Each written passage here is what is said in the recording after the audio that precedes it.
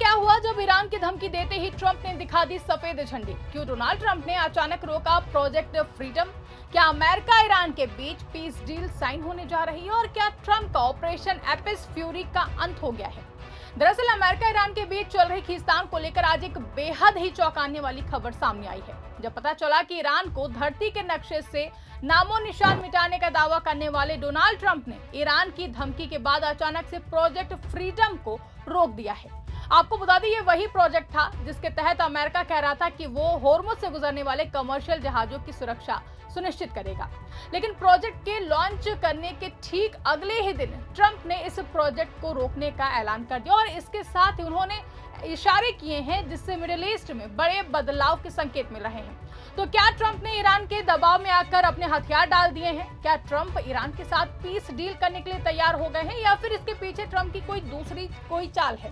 क्या है पूरा मामला, बताएंगे आपको इस रिपोर्ट में। साथ ही आपको ये भी बताएंगे कि कैसे बच्चों का इस्तेमाल करके ट्रंप ने अपनी छवि साफ करने की कोशिश की है। नमस्कार, मैं आकांक्षा और आप देखना शुरू कर चुके हैं 4 PM न्यूज नेटवर्क। दोस्तों, इस वक्त मिडिल ईस्ट से बड़ी राहत भरी खबरें सामने आ रही हैं। ट्रंप ने आज खुद ऐलान कर दिया है कि उन्होंने खाड़ी में प्रोजेक्ट फ्रीडम को रोक दिया है। आपको बता दें कि सोमवार को ही ट्रंप ने इसे शुरू करने की घोषणा की थी, जिसके बाद ईरान की IRGC नेवी ने जलडमरू मध्य को लेकर जहाजों को चेतावनी दी थी, जिससे लगने लगा था कि हालात एक बार फिर बिगड़ सकते हैं। लेकिन तभी ट्रंप ने अचानक से ऐलान कर दिया कि वो प्रोजेक्ट फ्रीडम को कुछ समय के लिए रोक रहे हैं।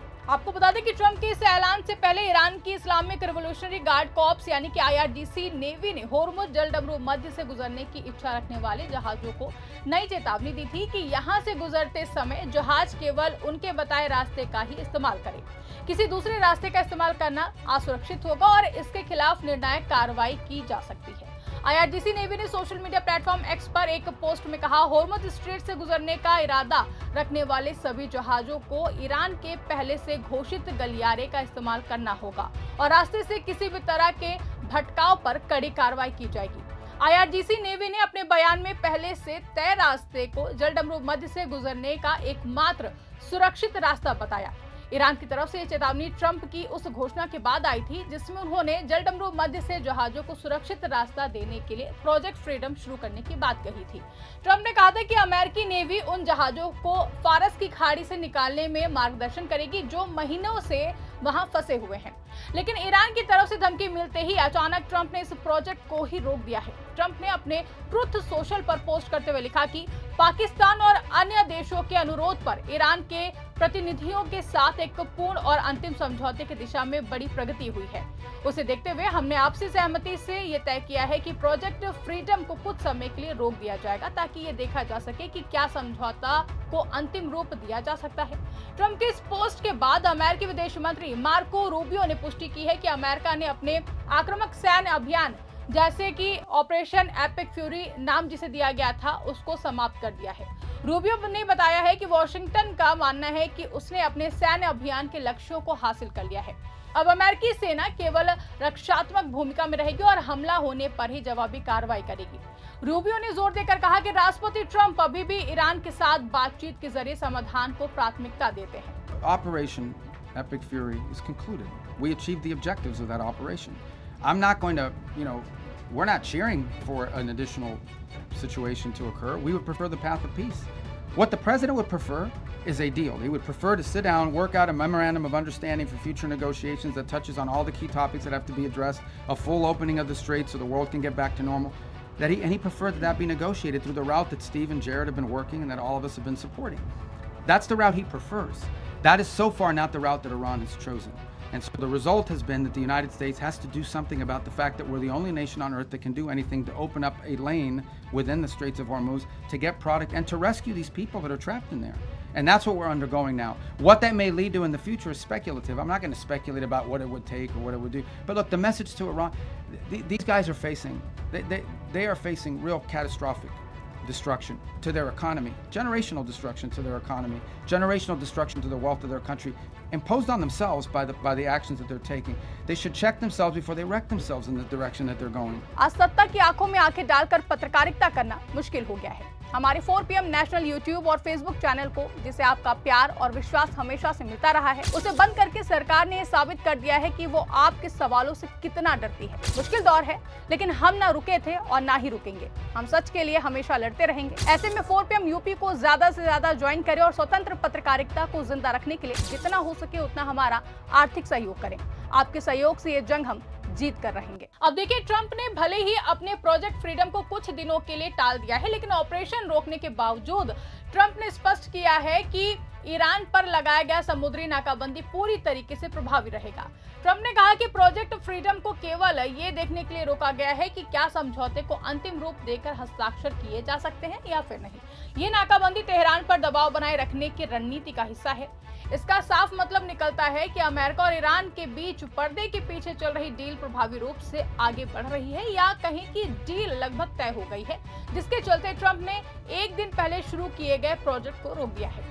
नहीं तो पिछले कुछ दिनों में होर्मुज जलमरूमध्य में तनाव चरम पर रहा है। अमेरिकी अधिकारियों ने कई ईरानी नावों को नष्ट करने और नागरिक जहाजों पर हमलों की रिपोर्ट दी थी, जिसका आरोप ईरान पर लगाया गया था। हालांकि तेहरान ने इन आरोपों को खारिज किया था और किसी भी हमले की स्थिति में करारा जवाब देने की चेतावनी दी थी।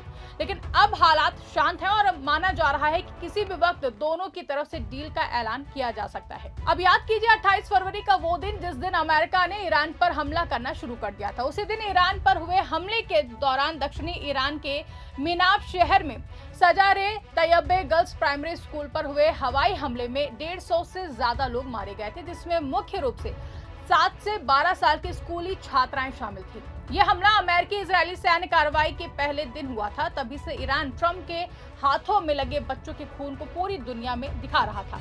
लेकिन अब लगता है कि ट्रंप ने इसी छवि को धोने के लिए बच्चों का ही सहारा लिया है। ट्रंप ने अपने इर्द गिर्द कुछ अमेरिकी बच्चों को इकट्ठा किया है और अपनी छवि को धोने का पूरी कोशिश वो कर रहे हैं। यहाँ ट्रंप ने न्यूक्लियर हथियार के नाम पर स्कूली बच्चों को डराने की कोई भी कसर नहीं छोड़ी। ट्रंप ने कहा कि ईरान 2 हफ्ते में न्यूक्लियर हथियार बनाने वाला था, जिससे वो तुम लोगों को मार देता। सोचिए, ये इंसान बोल रहा है जो खुद ईरान की नस्लें मिटाने की बात कर रहा था, जो खुद गाली गलौज पर उतर आया था और अब बैठकर मासूमों को झूठ बोलकर डरा रहा है।